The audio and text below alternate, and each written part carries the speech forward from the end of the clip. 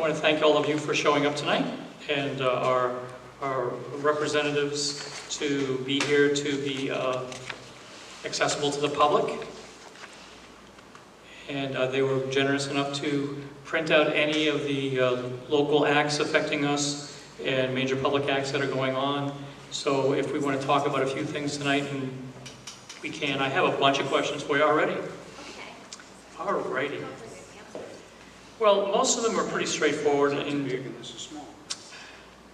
I do have, if you want to take a look at the major act one, on page 812, on page 12. Simple question. So we're talking about THC infused beverages.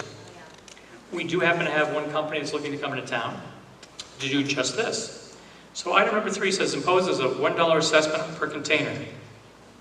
Where is that dollar going?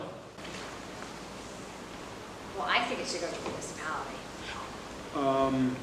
Well, it depends on what the THC is infused from. Mm-hmm. If it's infused from hemp, any liquor store can sell it. No, because that's where the money goes, the dollar.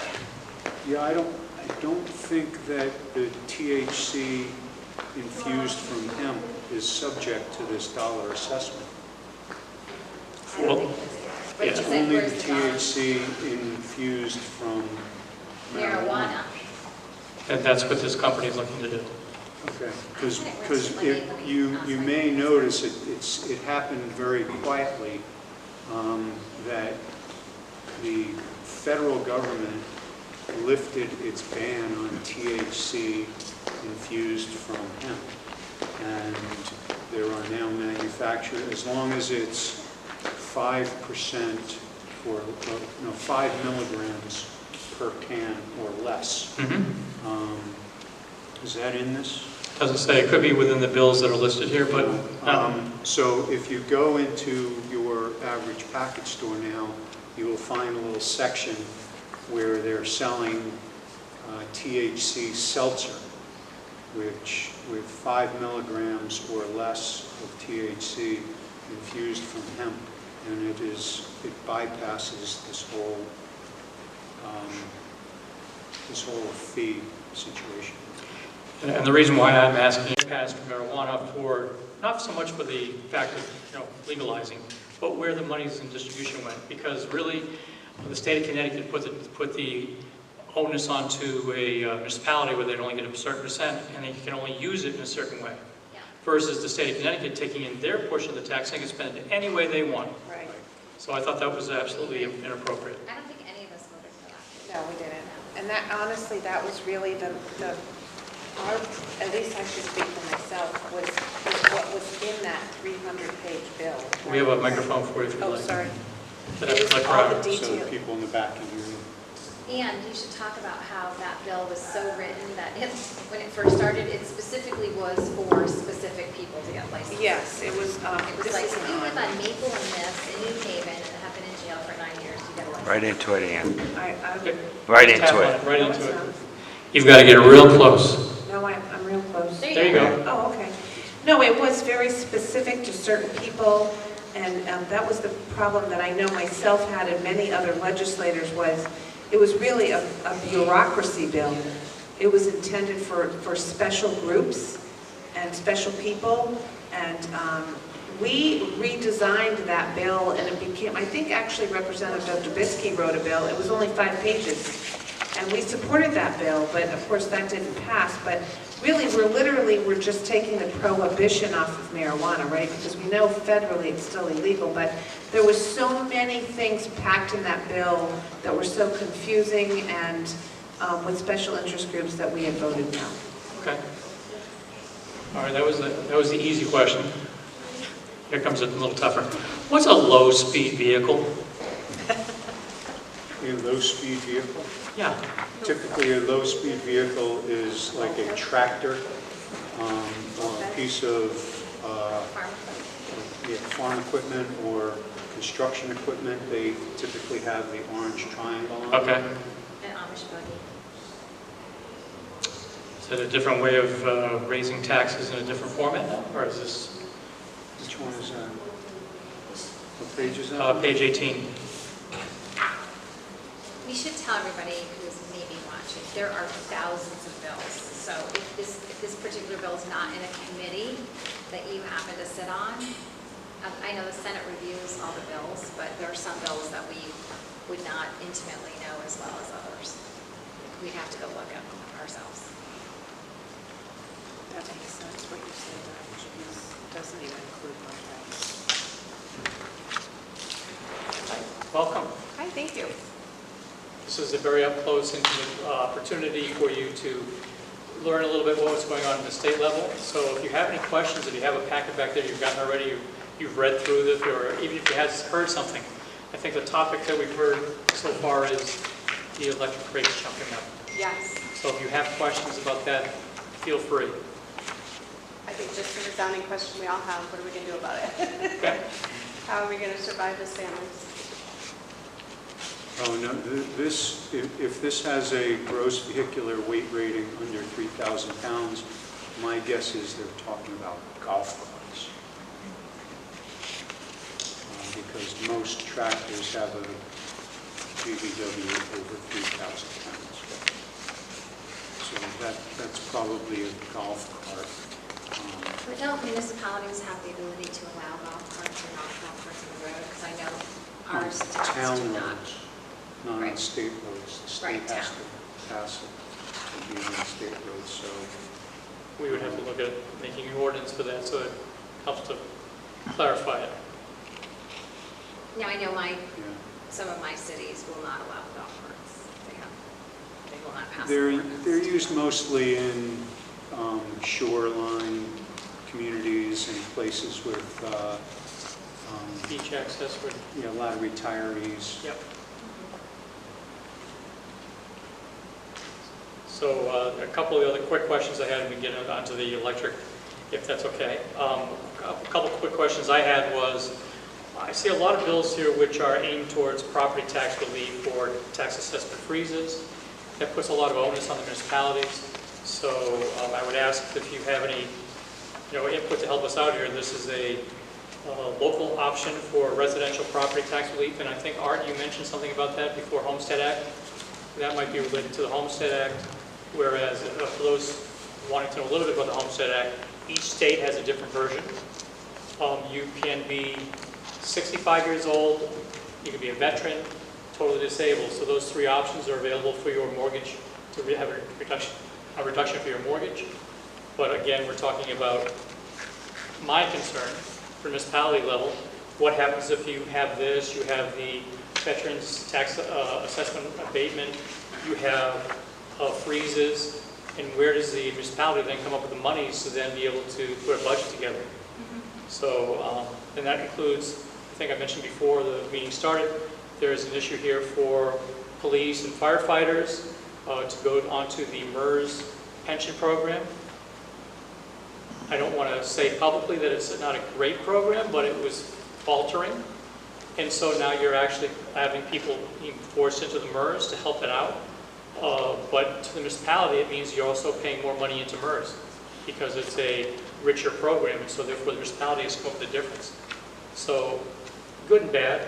I don't take anything away from people who are on pensions and need that, for life after retirement, at retirement age. But for a municipality, I have to also figure out where the money's coming from to offset it. Well, I can say that most of the property tax exemptions that have been passed over the last few years have all been municipal option.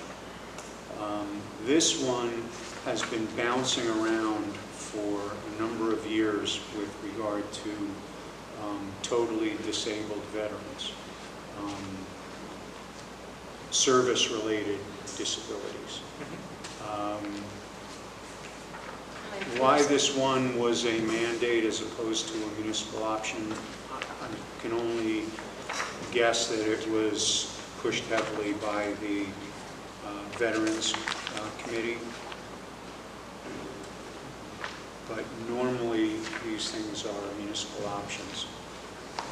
And I believe there's only about 900 people in the Yeah. state that would apply to it. I do remember that there was a list of how many were in each town, and the number was pretty small comparatively.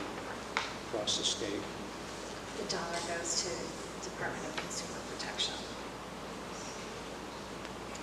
For their use for whatever. to protect the consumer against Okay. THC bubbly. There was an issue with them skirting under the law where kids were able to have access to them, and like you could go into a restaurant and get one. I didn't even know.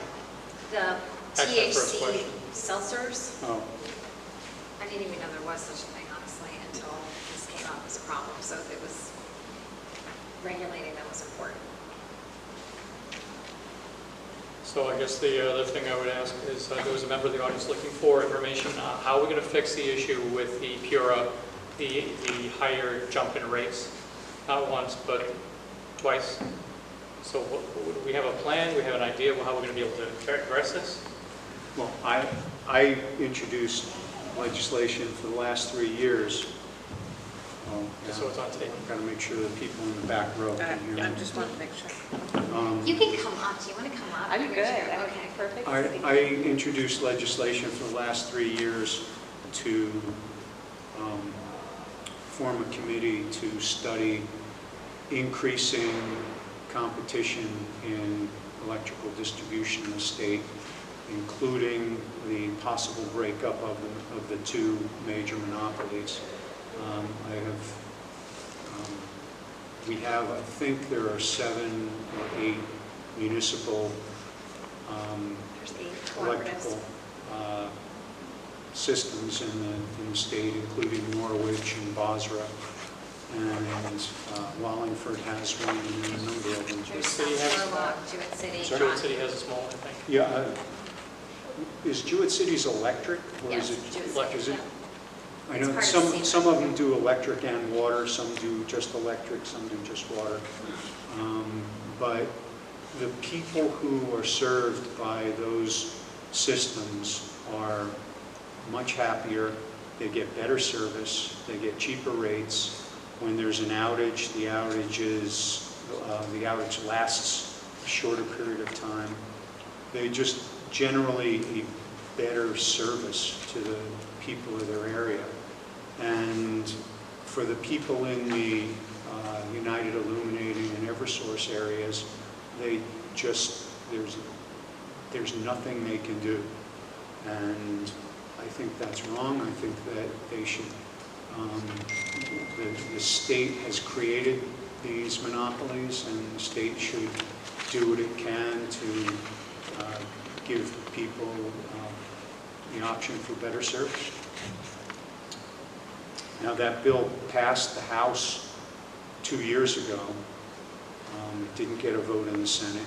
I introduced it again this year, and I couldn't get a vote on it again this year. Well, that could be something that we could all look to join. I think the issue with CMAQ, that's what it's called, the Connecticut Municipal Electric Energy Cooperatives, is they were establishing the statute for the 8 most distressed communities, and they were supposed to be able to deliver energy at 0 markup, just directly to the ratepayers for the most distressed communities. So those were the most distressed communities at the time, and they were given very limited territory. So the idea would be to be able to extend their territory so they could service other individuals, but again, they would need to purchase all the infrastructure to be able to get the energy to the consumer, and Eversource is not going to let them use their infrastructure, right? So, at the end of the day, they'd either have to probably purchase it from Eversource, or they would have to come up with their own. I only know this because I was intimately involved with CMAQ when I first got elected, because they were inflating the wholesale price of electricity and making a profit and putting it into a slush fund and going on these boondoggle trips like Kentucky Derby. So we had to rein that in. Like Norwich? Yes, like Norwich. So one of the things that we looked at in our community, actually somebody had put it in as a bill, was there's this one area that wanted to be able to hook up to the utility service. But what they found was they would have to either purchase all the poles, all the infrastructure, $1 million, either for the utility company to go out to bond to be able to create the infrastructure, or the community would have to figure out how to pay for it to bring it there. So I don't think it's as easy. I think maybe we could look at opening up their territories. I think My personal view is that we have a nuclear power plant that contributes 40% of the power for New England, that has the ability for 12 micro reactors on this facility. I'm a big proponent of nuclear. It's zero carbon emissions. It's not Fukushima. I know everybody thinks about that. And Dominion has expanded their capabilities in states like Virginia that run pretty much on nuclear power. Our situation in Connecticut is that the Democrats that control the legislature have voted for all these policies that make it impossible for us to get energy other places. You can't get a gas line through Connecticut because Katie Dykes, our commissioner, would never allow that to happen. She is a wind zealot, and we can see what's happening with wind. We spent $300 million on a pier. Today it was another $3.7 million overrun. We have blades that are flying off in Nantucket Sound. And the price of millstone we're paying is 5 cents. And God knows what the price is going to be for wind. It could be 18 cents, 24 cents, we have no idea. So we have the Republican House and Senate did put forth a package in January to do certain things that could impact your bill immediately. The first thing would be to pull off the public benefit charge, which at that point would have saved you about 10%. Now with this new chunk of money that's been added because our governor decided to extend the moratorium on shutting people's power off for an additional 2 years, unlike any other governor, I think, except for Gavin Newsom in the nation, they have an $800 million bill that hasn't been paid, and they're going to be looking for us. We voted against that, but the majority party said, nope. We actually offered a program saying, we have all these federal dollars and maybe we should use some of this ARPA funding to pay off this, indebtedness that is a public benefit, and it was ceremoniously dismissed by the Democrats. They didn't even discuss it. Nope, not going to happen. That's why you see that huge portion of your bill escalating. And I personally think if it's a public benefit, you should be able to write it off your taxes completely if it's charity. So I think we're looking, some of the things that the caucuses put together, and I don't know them all, but I do know one of them was to obviously pull off the public benefit. The other thing is to identify what's in the public benefit. Right. Specifically, this is for energy efficiency. By the way, the Energy Efficiency Fund is run by the Green Bank, which is Katie Dykes' husband. Just so we're all clear here, we need a whiteboard. And also, some of the other things we talked about doing were, and not many people knew this, we used to have like a cap which said, when we authorize DEEP to go out to procure power, there used to be a cap on how much we could spend above market price, and that cap is expiring. So what that means is if Katie Dykes went out for 2,000 megawatts of wind, she could pay $1 versus 4.5 cents. There was no cap left, and we want to bring that cap back to about, I think it's 150% of what the market price is. So you can allow for some new technology, but you're not killing the ratepayer in what you're going to pay for that particular source of energy. We also looked at PURA. They're the ones that, the regulatory agency that decides whether they accept the increase or not, of separating them out because they are under DEEP even though they're supposed to be separate.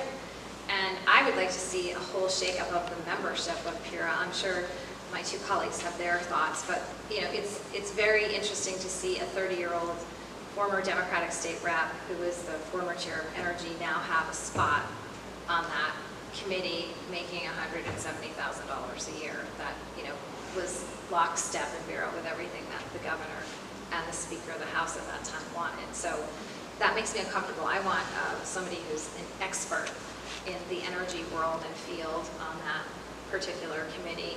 I'm trying to think of what else was in there. Do you guys remember what the other things were? There's a bunch of stuff to help reduce the cost of energy immediately. One of the things was to entertain the idea of more nuclear power because Connecticut had a moratorium on nuclear power saying no more, so we sort of opened up that door. But we have been pushing now, and I think one of the things that we all can do is call the governor's office, write to the governor's office saying we want us to go back into special session to try to address some of these issues. I think Doug's idea is a great one. That's one that we should include in this special session. Let's open up if we can, the territories for the municipalities and see if they want to try to generate more business. They don't pay the taxes. They also don't have the incentives. They don't have the incentives like for solar and things like that Eversource does, but they're able to just deliver it to the ratepayer without a markup. And that would be beneficial for everybody. Yeah, because I wonder if the bill that you had tried before would get a Could different... you just come up I know. closer? Sorry, yeah. The echo is very bad in this room. My ears aren't that good. Come right up. There aren't that many people. Bring your No, chair bring the chair, right bring on. it. Oh dear, no, I don't need that. And before you start, I want to make sure, I appreciate the fact you're coming here today. I want to do a quick introduction, if you don't mind, just introduce yourself. Oh, I'm State Representative Anne Dauphinais. I have most of Plainfield, and I share it with Representative Doug Dubitsky, and I have Sterling and Killingly. Okay, perfect. And Doug? I'm Doug Dubitsky. I have, I represent the lower portion of Plainfield, as well as Canterbury, Chaplin, Brooklyn, Lisbon, Norwich, Scotland, and Sprague.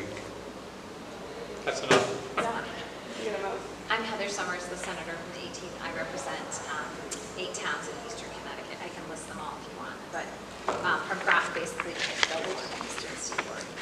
So, nice Yeah. to see you. So my thought is, I wonder if now that this is kind of affecting everybody's electricity bills, that bill maybe have different pressure, just different emotion behind it. That bill that you said that you've tried to pass a couple of times about the monopoly, because like this wasn't on people's radar, so like that's the good thing. Like this is almost the silver lining, is I think like it's drawn attention to like what has been happening for a long time, right? So it may get people a little bit more involved. Because I there think he is should like try to this- bring that up in the caucus if we're able to go back in. It's a good idea. It is a good idea. Yeah, I would say that that's one thing that Representative Doug Dubitsky's been working on, but in my opinion, and I don't know what the others feel like, but the electric piece of what we look at is probably one of the most complex issues we have in the State House, in my opinion. There's so many arms and legs to it. For example, we have the cost of power, but then we have the delivery, which really makes it very, very expensive in Connecticut, including labor and cost of equipment and all the giveaways that we do with regard to solar power or free energy to individuals that are low income. It's a huge, huge monster that really needs to be taken down, and it's a huge, huge endeavor that we all need to address.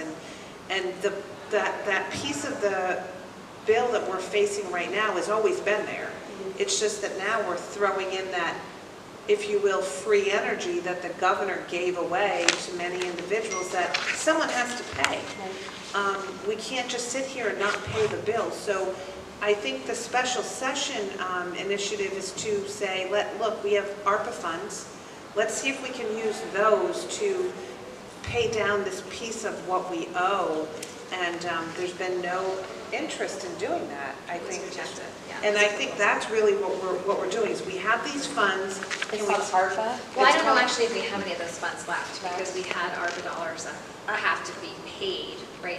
They have to be used.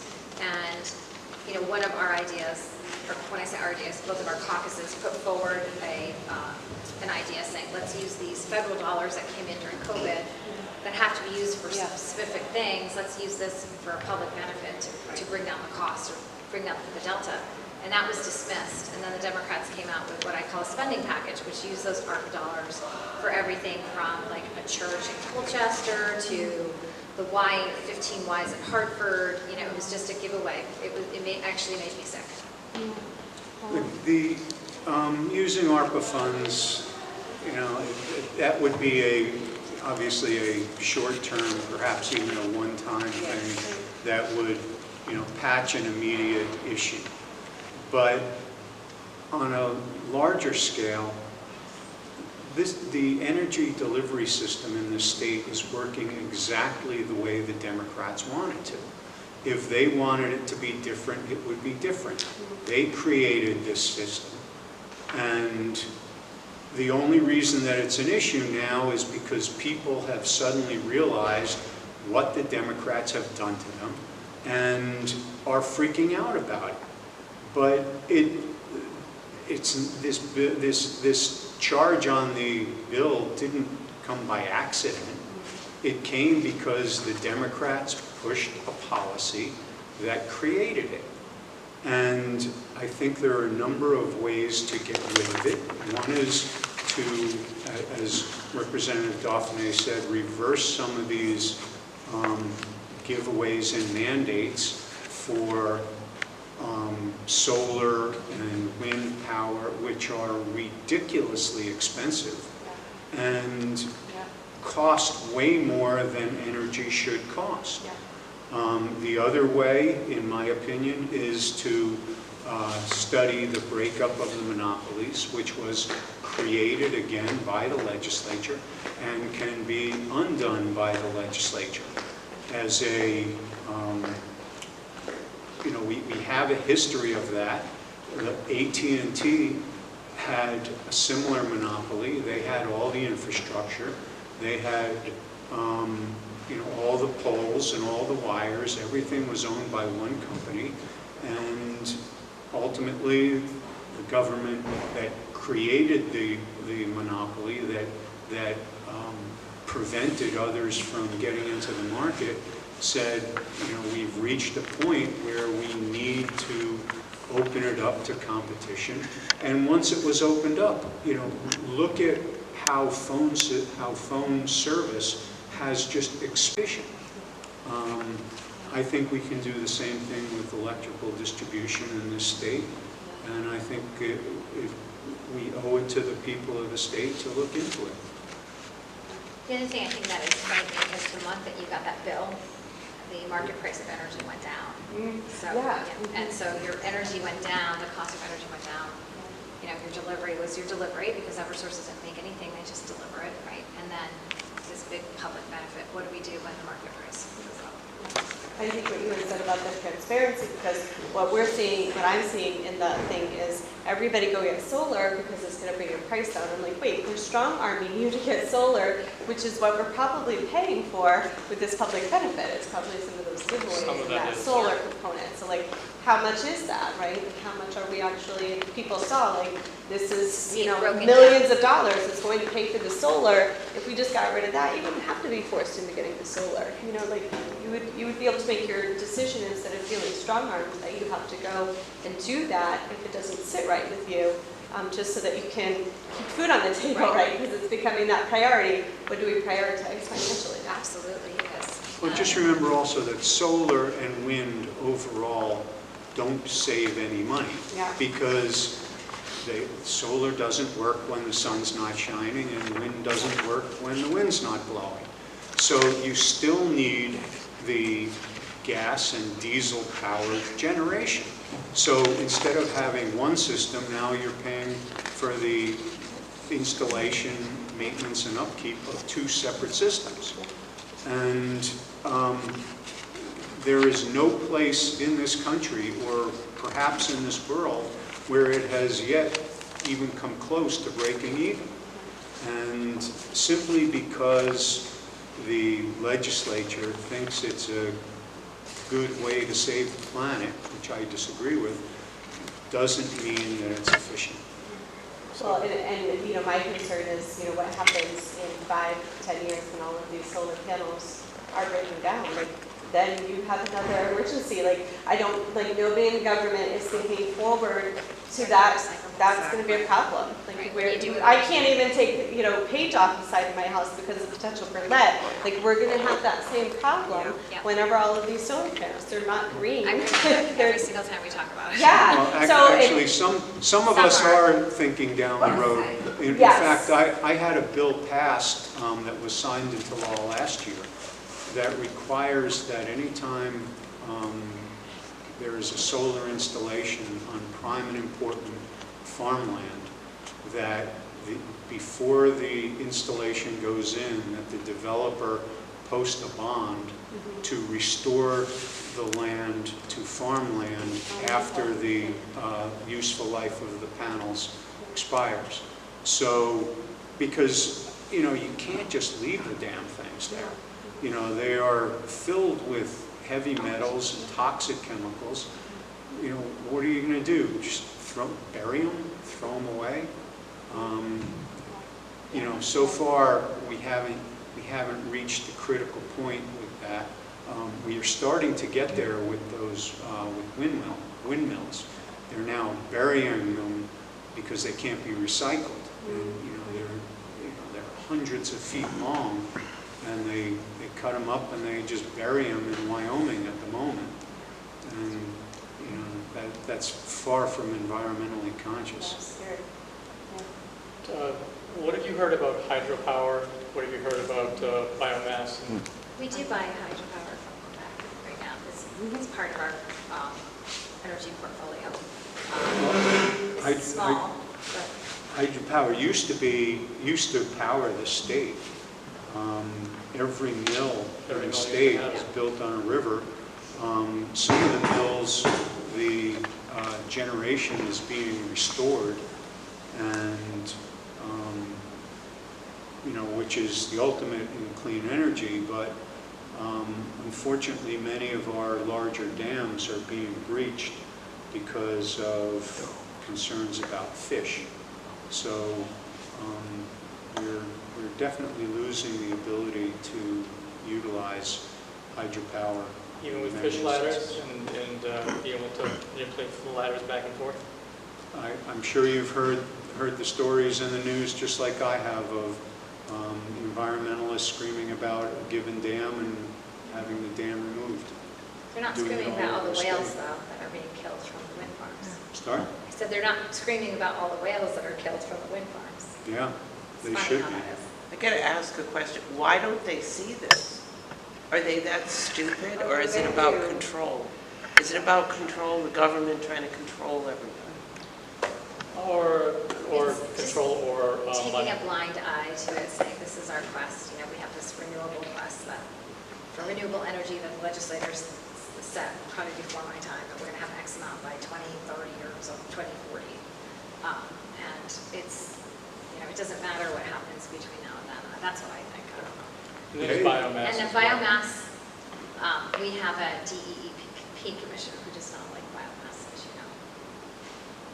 Okay. But we have the only Class 1 biomass facility right here in Plainfield, and we're going to do everything to keep it open. Yeah, it really is, in my view, far more of an ideological thing than a real effort to act environmentally. And I'll give you a perfect example. Electric cars use batteries that are that contain lots of metals and rare earth minerals that are mined in sub-Saharan Africa, many of which are mined by children in open pit mines, you know, as young as 4- and 5-year-old kids. So when the Green Monster bill came through, which was, you know, a couple hundred pages of just the most ideological environmental mandates you could imagine. When that came through, which would put Connecticut on track to have the same emission standards as California. The underlying purpose of that is to switch us to electric cars. So the Republicans put up an amendment to that bill that said all electric cars in Connecticut would have to be certified that they were not created with child labor. Very simple. You want an electric car? Great. It has to be created without child labor. All the Democrats voted against it. Because it's not about, you know, saving the world. It's not about saving children. It's not about all the good things, the rainbows and unicorns that they claim. It's all ideology. And It's in the not even past, about I the put- money. No, well, I put in bills in the past too that said, when they were pushing to have, the EV mandate, to put that if you sold the car, you had to list the country of origin where the battery and all of the components came from, so people would know that this battery, the cobalt, came from the Congo, and everybody knows that's where they use child labor, so that people could really see, and those batteries are not recyclable at the end, they're toxic, so what do you do with those? And I had actually put in a bill that I'm going to put in again, it gets rejected every time, but it's requiring DEEP to do a full life cycle analysis of their technology or their policy. So they would have had to look at what we're doing to the third world and all the mining and creating the battery and the life of the battery and how many miles do you have to drive before you actually reach that zero carbon emissions. I finally got out of Tesla, it was 300,000 miles to reach a zero carbon emissions. And then what do you do after the battery's dead, and what do you do to recycle it? And what's the cost associated with that versus, a combustion engine? If you do that, you see the whole picture. And from what I'm told years ago, DEEP used to do a full life cycle analysis of things, and they just have stopped doing it, probably for a reason. But the same could apply to wind or solar, etc. So it is frustrating because I keep saying, we spent our 70s saving the whales, and now you guys don't care that we've had 42 wash up on the eastern seaboard where we've never had that before. I represent the last commercial fishing fleet in Stonington, and this is the time of year that the squid come in droves. There is no squid this year. Oh. And they say it's because of the pounding that is happening right now when they're pounded into the ocean. So, for winds. And when they stopped, they stopped because of the blade, right? The blade broke off from a bubble between, I learned it was between a layer of adhesive. They stopped for like 2 weeks. During that time they stopped, there was no pounding, the squid came back. Wow. So, there's a lot of unforeseen impacts that So nobody sees. they're actually acting negatively on the environment, actually. There's a really good YouTube documentary. I can't, it's David something, and he was a big advocate of wind, and then he started to do his research, and he did this documentary. It's called The Truth About Wind, and it's worth watching. They do this whole thing where they put, I can't think of what it's called, it's something that measures the decibels in the water with an underwater sonar expert, and the wind farm companies are required to say under a certain decibel because over a certain decibel is extremely harmful for the whales. And they claim that they're under, I'm going to say it's 100 decibels. But when they were actively out with another boat right near one, they could see it was 160, and you could hear it, and it is unbelievable that it sounds like. It sounds like somebody just pounding a hammer in your head. And what they say, or what they learned, is that the whales, the other ones don't. So there was just that one on Block Island not too long ago, the big sperm whale that came out of that. There was no fishing marks. You said Also 40 issues with shellfish too. Yeah, the scallops are gone. 42 whales, the squids are gone.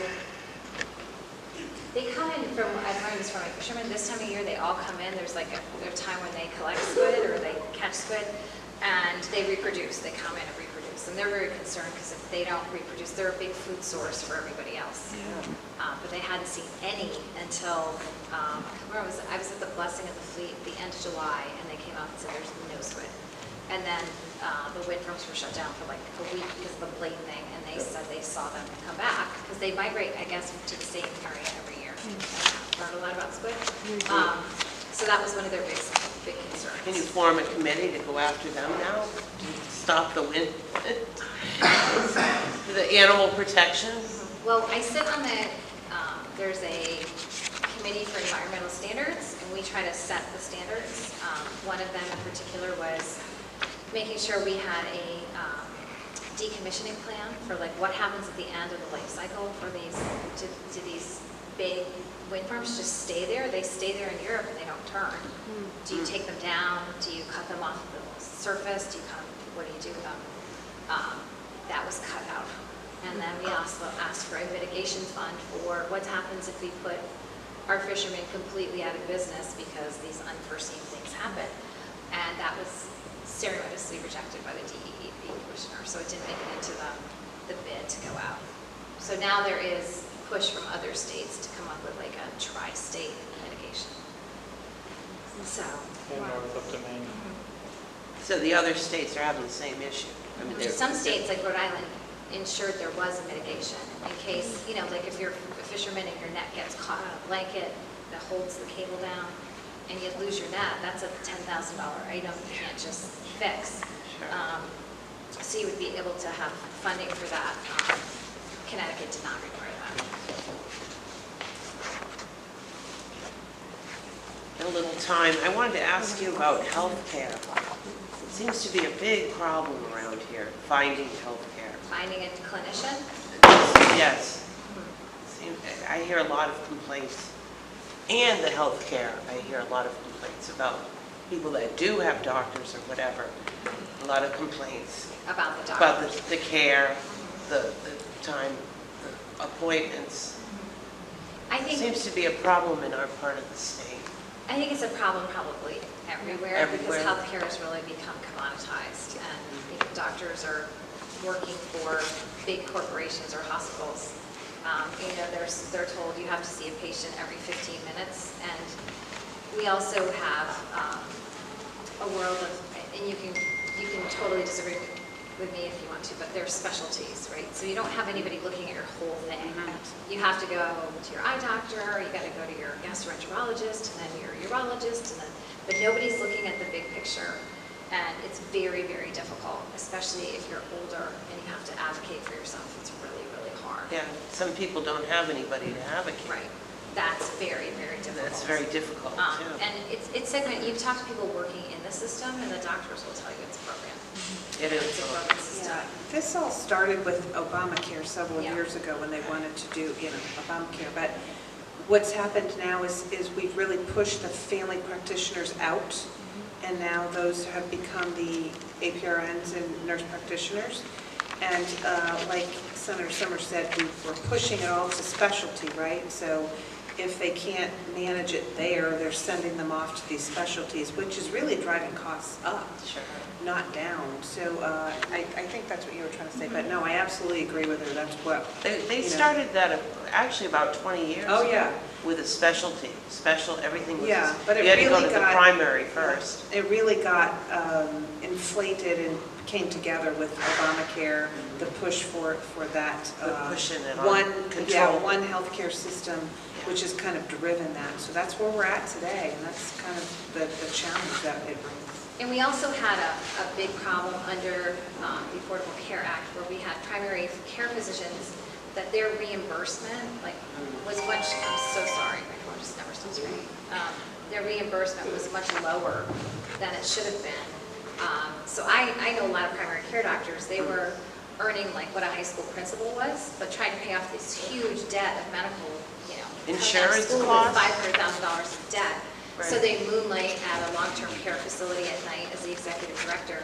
And so many of them just got so burnt out, you're not getting people to go into primary care for that. So we have, Ann and I sit on public health, and we set up an incentive so that if you are someone who's coming into Connecticut and you want to be your primary care doctor in a more rural community, Plainfield would fit that, that you can apply, and if you work 5 years with the state will make a payment against your student loan to try to, because we did a whole bunch of studies on what would attract people to come here, and the number one thing is loan tuition reimbursement, like help us pay off our loans.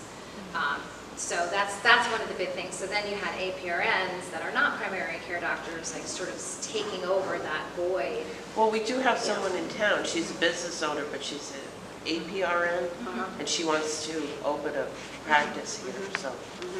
it's- And we don't have enough people in the healthcare field Yeah. to take care of all of us that are getting older. That's a big problem. Well, and I think, like Senator Summers says, we're pushing out the family practitioner because they can't afford to go to school and have those loans facing them, so they're going into specialties, right? So we're pushing them out, so we have the APRNs and physician's assistants, and then you go right into whatever specialty. So we're pushing that middle piece completely out. They can't afford to go to school to get the reimbursement that And Do they have high insurance costs too? The second biggest thing of killing the primary care doctor was the requirement under the Affordable Care Act to have an electronic medical record Yes. system. That, I mean, it's all of that. Yes. one. I'm just actually to a do- physician assistant at So you Left Medicine 7 years ago for that reason. There was this electronic health record, which again, same Epic. premise, sounds wonderful. Yeah. It's going to work, but they don't do the work beforehand to see how much that actually impacts. And so, then and it's frankly a glorified billing receipt that dictates a lot of provider time. And so we've got medically complex patients who are only getting more medically complex, who are coming in for a 15-minute visit, but it takes them 15 minutes to get into the office, into the electronic health records, and then instead of having a paper chart where I could easily see a problem list, you have to go Scroll through everything. pages and pages, because there's of course requirements of what this billing receipt looks like on the other end for the insurance, and so it's buried, the information's buried in there, so you lose that component, so. And just It's one also very state cumbersome. agency It is costs very $40 million just to put Epic in. Thank you for that. You really kind of brought it down to It's true. simple terms, yeah. And if you're, so just one state agency, Yeah. so you can imagine all these smaller doctors' offices having to purchase, and there's a monopoly. Of course, they were big donors to Solid's campaign. It was like either McKesson or Epic. And they don't talk to each other either. So if you are a physician and you send somebody for blood work, let's say, you'd have to scroll through and try to find the latest blood work, and there's no way to sort of override and try to pull the information that you need. But that's one of the #1 reasons that we don't have independent practices anymore. And I really liken it to the internet. Like the internet was this great thing that was supposed to increase our communication and connectiveness, but did it really? It actually pulled us apart. Right. And so electronic health records really did a lot of the same, whereas I used to be able to get on the phone and get in touch with the provider and say, hey, I have this issue, so that I didn't have to send them to a specialist. I could actually just call somebody and say, hey, I'm dealing with this case, this is what I'm thinking, where would I, what do you think? You can't do that anymore. It's a passive aggressive, I've put it in the system, I pushed it to the nurses, or I pushed it to this provider, and it's just a lot of passing the buck. It's cumbersome for patients, and it was just that realization, like our system is not for providers or for patients, it's serving a system. And so my recommendation is people get out of the system. But it's easier said than done. Right. And there are more grassroots things that you will see come up. That's where my eyes are, for more concierge medicine, things like that. But I know that's What not kind? all. Concierge medicine, where you're just paying for a provider independent and eliminating the system. Okay. We're not all there yet. I'm all for eliminating the system anyway. So just imagine on top of that, the trial lawyers wanted a bill this year that said if you're going to sue your doctor, they wanted, I think the maximum was like $25 for the medical record, even though it could take you thousands of hours to go through and figure out what you should send. Yeah, it's insane. So, Yeah. crazy. Sounds like you'd have better luck with YouTube, finding out Well, what's or wrong. prevention. So one thing that they won't tell you, Yeah. and Prevention, yes. prevention, go find your fruits and your vegetables, eat your fresh farm foods, take care of yourself, walk every day, exercise, invest It's in true, you. though. Hope That's you don't really, get that's what prevention. they're not Hope you going to don't tell you. Huh? Hope you don't get sick. I hope you don't get sick. Yeah, well, yeah, build your immune system. Yeah. That's really what it Go to boils down that. to. Yeah. Don't eat ultra-processed food. Yeah. If it's Right. an Oreo, Oh, yeah, to the the less package, processed. walk away, right? Absolutely. Yeah. Sorry, I know you came in late, but do you want to do a quick reintroduction? I'm State Representative Anne Dauphinais from Killingly, Sterling, and Plainfield. I'm Doug Dubitsky. I represent Plainfield and 7 other towns. I'm Heather Summers. I'm the senator from this town, and I represent 8 other towns. I know this gentleman. And you know this guy? Yeah. Yep. So, we just wanted to see if do you have any questions or topics you're interested in speaking about? Well, you probably already covered this one, but feel like the bill. Yep. The good thing is, if you have any specific question, that's fantastic. But if you wanted to review what was answered already, of this will be up on a YouTube station, and you can look back on that as well. But anything very specific that you wanted to ask about that? Well, my wife and I encountered culture shock today, sticker shock. Between July and August, our usage went down 153 kilowatts. Our bill went up. It's the public benefit part. Our community benefits in July was $67. This time was $140. I mean, that just fries me, because all it is a result of the COVID.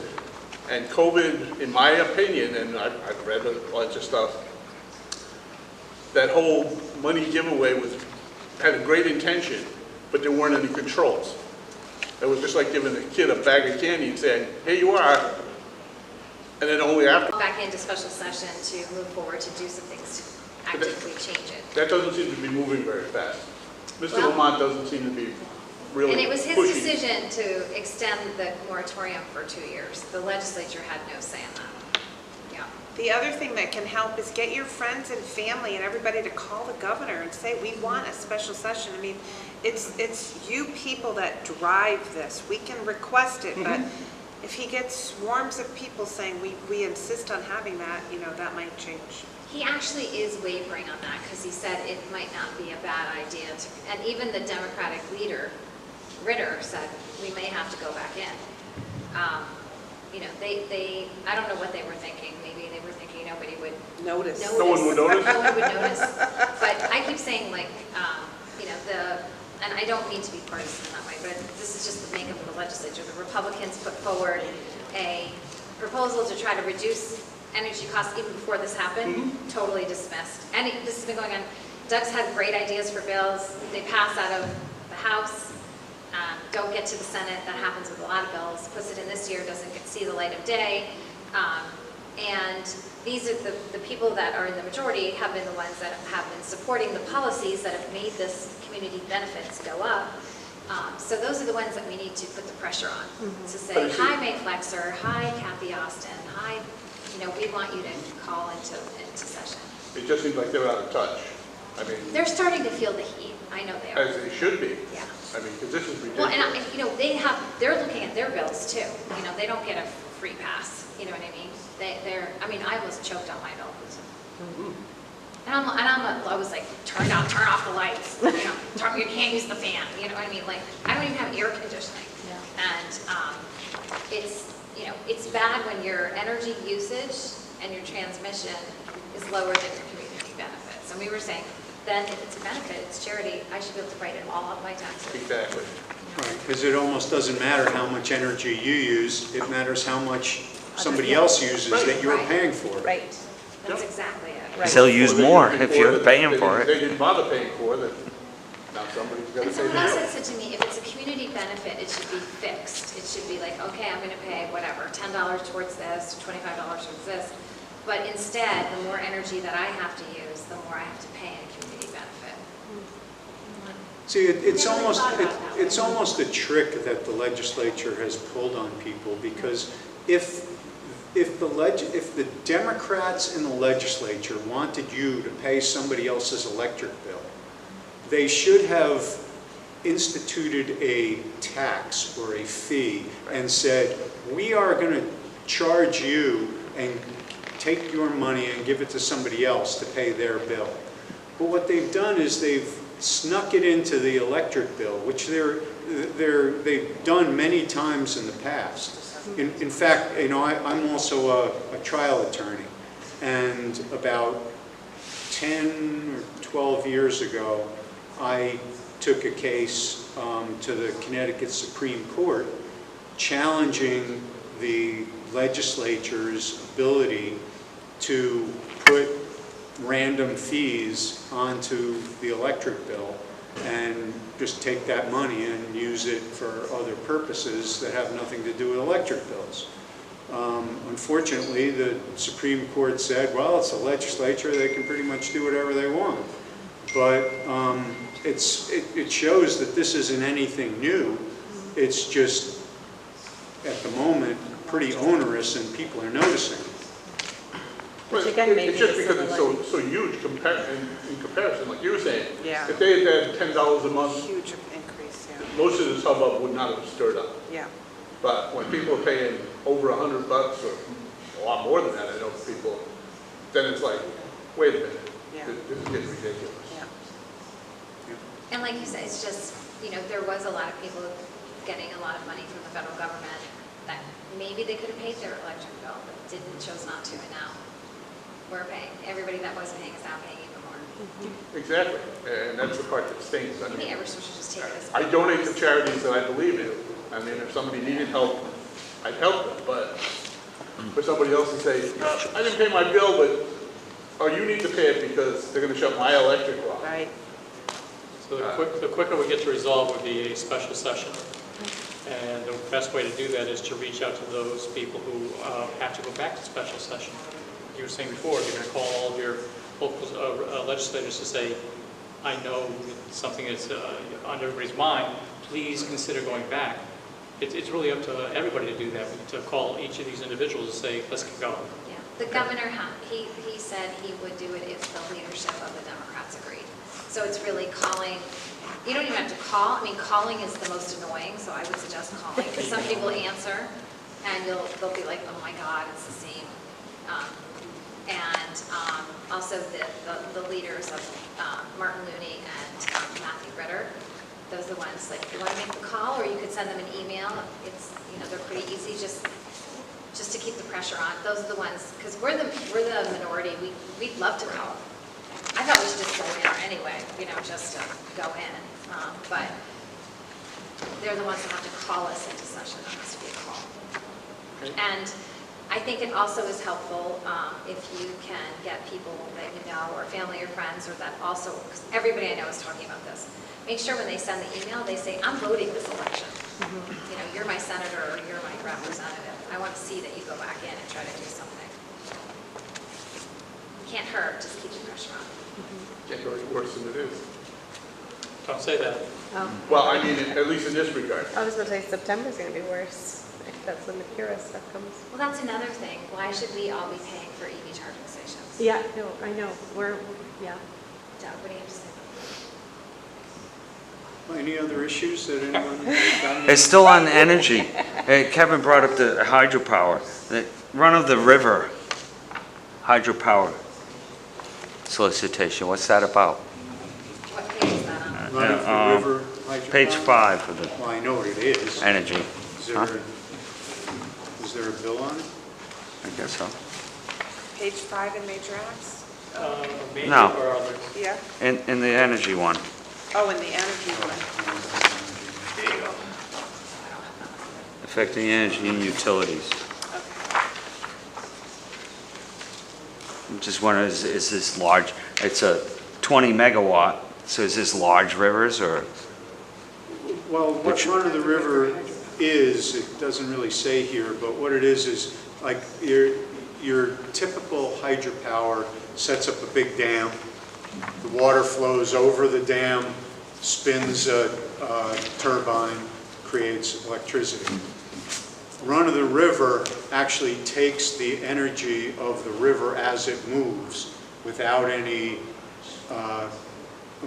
dam or any type of obstruction. There are a number of different technologies. Some of them are kind of screws, and as the water goes by, they spin. Some of them have like paddle boat paddles that with a little baffle underneath, and the water flows over them.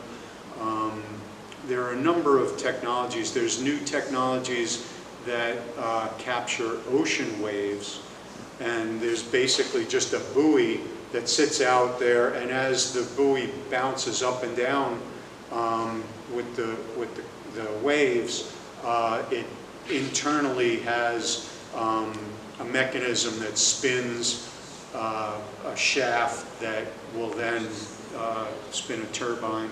There's a number of different technologies. So is My the state looking? recollection- This is just authorizing DEEP to go out to solicit up to 20 megawatts coming from that kind of Right. source. So what they're going to Okay. do is they're going to go out and they're going to talk to companies, and they'll say, what technology do you have that can produce this type of power? In state, though. With run of the river, and it doesn't say what river, you know, Right. perhaps it's the Connecticut River, perhaps it's the Thames, you know, I don't Yep. know. Yeah. That will probably be in the proposal. And I so, don't know if it has to be Connecticut, because we buy hydropower from Quebec, so I'm not sure exactly. yeah, I only say that because the nuclear energy one says that they could reach out throughout New England. There's not that many nuclear facilities. Yeah, it should be. So, I'm seeing in here something about disconnected youth. So my daughter over there would be considered a disconnected youth based on their criteria because we homeschool. So will that impact us? Like, is that something that should be on my Where is that? radar? It's on page 4 of your big, everything under one. Sorry, what are you saying about me? Yeah, you're fine, don't worry. Some people may just come look for you at some point. that disconnected youth is youth that is in a huge truancy issue Disconnected of youth. people that are supposed to go showing up at school and they're just not coming. Yeah. They have not returned since COVID. And many of the schools, I meet with 13 different superintendents on a pretty regular basis from all parts of Connecticut. And one of the big issues they have is how do we get them back to school? Because they're not being homeschooled. Okay. They're just not coming to school. And they've tried a lot of things. Alternative education methods. They have, but then they just don't show up. And a lot of it is, you know, you have some towns have like youth officers that will go with a social worker, they'll knock on the door. But if you can't get a parent to want to educate the child, or there's, you know, dysfunction or trauma in the household, how do you get that child back in school? And years ago, I'm not saying this is a good thing, but years ago, DCF used to do this thing called educational neglect, saying to help try to get the child back in, and that has not worked well. So we had a pilot in New Haven where the probate judge actually got involved, and it was not threatening, it was not punitive, it was just a way to try to impart on the parents how important it is to get the student back into school, because meanwhile, the school district, whether it's Plainfield, you're still responsible for educating that child, and you're getting it held against you from the State Department of Education because those kids are not in school, and you can lose funds because of that. So this was one of the areas to try to figure out what to do to try to get those students, and it's a large population. Yeah, to try to get them back into the school system. It did not, as far as I remember, it did not include like children that are homeschooled, because they are being educated. It was the ones that. Well, it just says generally people ages 14 to who are neither employed nor enrolled in school. So my child is just essentially not enrolled. Like there's But really. she is being schooled. Yeah, she's homeschooled, but like that's really, there's no other connection there. So like, would we make the list or not, right? Who knows, right? Right. But, I think most of this, I could be wrong, but I could look into it, was supposed to be coming from, you know, mostly high school age kids, where we're trying to get them to graduate and go into something, because we have this really large population. I think it's up to like 27, where they didn't go to school, they don't have their GED, they're just sort of, they're kind of, I would call it lost, you know? Yeah. And so trying to figure out how to get them back. It does specify the age 14 to 26. Does it? Yeah, so my daughter is 14, but she's not employed. But Because she's- actually, I don't think she can be But she's employed. just turning 14. I think they She's were already look- 14. Right, but I Yeah. mean, they were looking for that. I think Okay. what Senator Summers said, that pocket of people that were part of COVID that Gotcha. got kind of misplaced because they didn't Yeah. return to school. I don't think that your daughter would be. in No, I'm that just bucket. curious if that would be something I would hear from the homeschool sector all of a sudden. Like, why are people knocking on our doors all of a sudden? There is, there is a group out of CCM which is working on this program called 119K. It's the same exact age, 14 to 26. They're talking about those at-risk youth being disconnected. Yeah. So And I there's- would say that one way that you're going to be able to get people back in the school is to lose the mandates for COVID vaccination. So if you really are interested in that, I would get rid of the vaccine. You're talking to 3 people that. I are like understand, but I'm just saying, for the record here, like Right. if that's the goal, if people, and for the Democrats too. If that's their goal, to get people back in school, then they have to lose those mandates. I will never forget that. There was like 9,000 people outside You the are Capitol. talking Yeah, to I get it, I your get big it. advocates who Yep. believe that you should have that ability to choose. So like, I don't want to get people back into the school system, frankly, so like, I'm very happy that our homeschool population has grown, because I think it's inspired a lot of people to realize that they don't have to do it that way. And we unfortunately have a epidemic of mental health issues, and that's both in and out of the school system, and so like, that's underneath it all. And so that's all been made worse through the COVID lockdowns, and I don't even call it the pandemic. It was our response to the pandemic that I think made a bigger issue for our youth. So, and so so if that's really their goal, they want to get people back in school, then they Well, need it's to also, lose those. it's back in school and also like connected to some kind of future. I will Sure. tell you, like in Stonington, we have a program there's not a lot of kids in it, there's 13 in it. These are kids that were completely disconnected, not going to school, and regular school does not work for these kids. It just doesn't. So we started a program with Mystic Seaport, so they go to school for like half of the day, and then they go over to the Mystic Seaport, and they do all kinds of different things that they've learned. Some of them are graduating, and they automatically have jobs at the Seaport when they graduate. So trying to connect kids that maybe need to be educated in a different way and have a different opportunity, but that they can have a skill that they can support themselves. So that program's really popular. I hear complaints about from, of course, the superintendent, because the State Department of Education still has this thing where they have to be sitting in a classroom for the first 4 hours of the day, which again doesn't work. They're making it work, but you're seeing more creative ideas like that for this disconnected youth population. So if you can do that for the Seaport, could you do it someplace else? The Seaport said they would take more kids, but That's wonderful. trying to think outside the box. And there's a lot of creative superintendents. Our big thing is State Department of Education is so Yeah. I see the same issues with what happened in medicine happens in education, right? So it just serves the system and not necessarily the population that was meant to serve, right? So, Okay. Back to energy again? Oh, Art. Offshore wind. The solicitations and contracts, is this good for the fishermen? Did you? haven't seen it. Still, they've extended the It's on page 6. RFP to, Okay. it won't be in, I think it's due now September 7th. That's when it's a tri-state award, so it's Connecticut, Massachusetts, and Rhode Island. So we haven't seen what the Okay, bid looks like. so that'll be coming, Yes. right? We'll see the prices too, I have no idea. I know that Rhode Island did not enter into theirs because the price was too high, but we still don't know what the price was. So we'll see. The idea is if you have 3 states, would the price be cheaper because you have 3 states? And I don't know, I think we're authorized, this one is authorized up to 2,000 megawatts. I don't know if that means she will contract for all 2,000.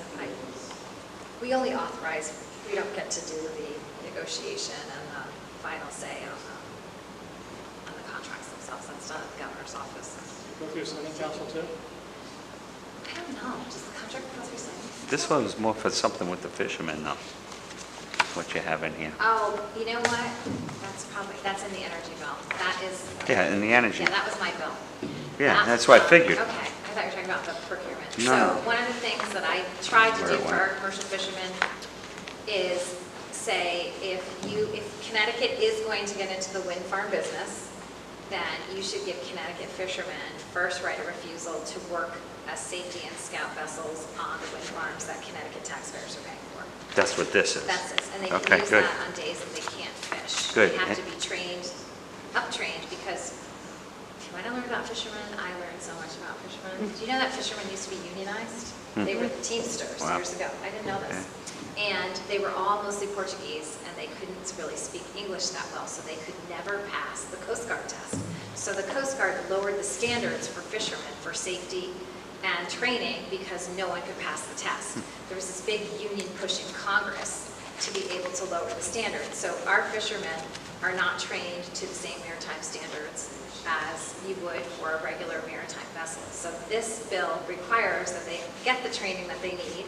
I can give you a perfect example. Every fishing boat has to have a survival suit, but it doesn't have to fit. The Coast Guard standards, like you have to be able to get into your survival suit, jump in the water, get on back on the boat like on a yearly basis. So this bill requires that they're trained to the maritime standards they should be, that their vessels are upgraded, and that they get first right to work on wind farm jobs for safety and scout. Scout vessels go out and they look for fishing gear to make sure there's no collisions when they're surveying or they're laying cable, and they know the water's the best. They know where all the fishing gear is, so there's less mitigation. And safety is, they're keeping other vessels away from where the wind farm folks are working. And my thought was Connecticut fishermen should get priority on Connecticut wind farm jobs, so they're not bringing crews from Alabama up here to do that work. This is if they choose to do that. So that was that bill. That's good. Another one? It's under crimes and penalties. You gave me time to sit here and read. Beverage container redemption fraud. Which one was that? This is under crimes and penalties. Oh, is that when you return your Which book bottles? are- Page 5. Of the big one? Oh, yeah, criminal justice and public safety. Which page? Page 5. This is if you try and return something that's already been returned. I think Which it's book if you're is that, returning it It's the to like specialty one would be. The criminal. double Oh, the return. criminal, okay. No, I don't think you can double. I think it's like if you didn't, like, we did have a problem. You have a problem when somebody buys the product in like Rhode Island and tries to redeem it in Connecticut. They do it at Big Y all the All the time. time. So I don't know what that, I actually don't remember this bill. So they have to post it on the machine that there'd be a fine. So now the store owners are going to have to be responsible for catching people doing I this? don't think so. You're talking about the bottle bill? I mean, you're putting a lot on these retailers as it is. No, 10 cents a time. I guess that's the up. machines will not. I want it The repealed, machines but, will not register something. Bottle that's. okay, so if they're something trying from the to, other- then from another state. the person's supposed to come out and say, hey, No, you're the in machine violation. automatically won't count it. Yeah, Well, this But is- that's, they're trying to they're mark supposed it to so post that fines happens, right, Heather? for They're this. trying to make a mark on them so that, I don't know that they're that I sophisticated thought the yet. machines were just supposed to put a notice, like if you were doing Yeah, that's what it says. fraud, and, you could be fined. And I Right. don't think it's letting the, it's There's not no making way Big for Y the go out machines there. to know right now. I think it's just a warning that if you're trying to beat the system by buying bottles in Massachusetts or Rhode Island and bringing them over here, it could be a fine penalty type thing. Online and cellular crimes. This is, it's written in here a little unclear if the penalty would be on the receiving end or the giving end. It says, On this is the next page. online. A new law specifies the offenses committed by communications through computer networks, cell phones, or similar means can be considered to have been committed either where the communication was sent or received. Does that mean either one? If a crime is committed through cell phone in New York and it was received in Connecticut, Yeah, generally, I don't know what the change was, but generally what happens is if you are, this is a new law, it says. well, I think it must have amended an existing law Okay. because there's always been a doctrine that a crime is considered to have taken place where the injury is. So if somebody does something in another state that injures you in your state, you can generally seek retribution in some way. You can either criminal or civil because you've been injured here. So you would theoretically be able to sue here, even if somebody did something somewhere else. We have a thing called the long arm statute, which allows people in Connecticut to issue subpoenas and issue service of process in other states, even other countries under what's called the Hague Convention on service of process.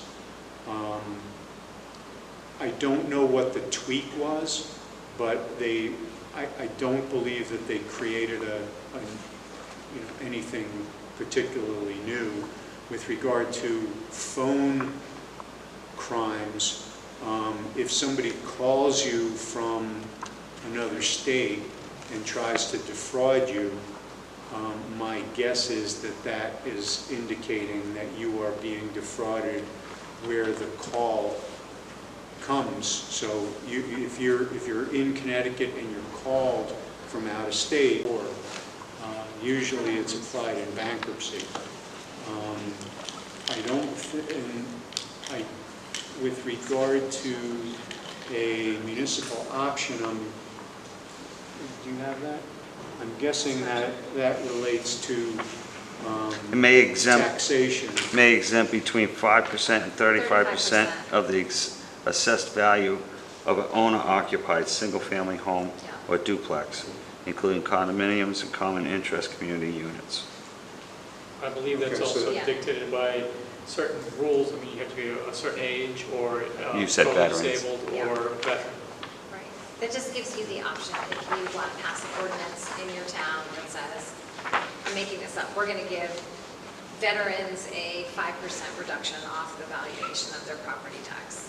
You would be able, you're empowered to be able to do that. You don't have to do that. And then you have to figure out, if you do that, like, how do you make up that differential? Yeah. That's always something that we struggle with. We were given a wrap-up sign, so Oh, yeah? Oh, then I'll just ask you one more if you could. go ahead. Why are we changing the state insect from the praying mantis? Why are we Save getting, the toughest for the last. huh? yeah, they want to change the state insect from the praying mantis to the state azure butterfly or the autumn meadowhawk I would dragonfly. suggest you get on This thing could be appropriate. CTN network, which has all the videos of all of the floor debates, and you go pull up that debate and watch my floor speech on that issue with God. regard to insects and the state dog. Siberian husky. Pizza, candy. Oh, that's fine, How but, polite were you? oh, wait a minute. Did they change my state dog? myself all clear? these big That's what issues, and happened. that's what people. I always thought the Want to praying change mantis was just rivers and- like not extinct, obviously not Endangered. endangered. Isn't it endangered? Yeah. Praying mantis? It is Yeah. endangered, and it is protected, Right. but They don't want it anymore. It's not native to the state. I think that's the issue. Oh, that that's it. was- It's violent, it kills other well, And neither is the Siberian husky is? No, agreed. You That know, was what it was just said, though. Not funny. even an Alaskan husky. No. Yeah. You know, Siberian husky, and then they're concerned that the insect isn't native, Yeah. and they designate the dog a Siberian husky. Right. They didn't want to debate the state food. Oh, they Pizza? did? I bet it was, yeah. We did too, so. Well, Why does one need a state insect? I'm glad we could come up with other questions. than art, We don't have more other important than things. art, are there any other questions you may have? That was my last question, too. Oh, was it? It was. I I was looking beat at you. it, I said, should I say something? Absolutely. So, So let's do this. It's a wrap for tonight. I want to thank everybody for, first of all, for the people on the panel here for coming out, to be able to answer your questions, and I hear from you as to what is your most interesting and most important questions of what's going on in the state of Connecticut. And I think we all heard it loud and clear. The electric is number one at this point. And I also want to thank you for coming out, because it's really being able to connect with the public and to, able to hear what you have to say. You do remember that you can contact your legislators at any time, not just the ones that are up here, but the other ones, hint, that need to get going back to session. So if you can send out an email or a phone call, it would be very helpful. Tell your friends and family to do the same, because we need to act on these items now. can you say those names again, Matt Ritter and? Well, the People can thing that's call at the this. governor's office. Okay. Right, and then also the head of the Senate is Martin Mooney, and then Okay. the head of the House is Matthew Ritter. But there is a way, if you go to the General Assembly site, you can send everybody an Okay. email, if that's something Perfect. that you want to do. Yep, good. That's a Thank good you. call to action. Thank you. Yeah. Thank you all. Thank you. Thank you. Thanks for coming. What did you learn? I brought you lots of reading material for home.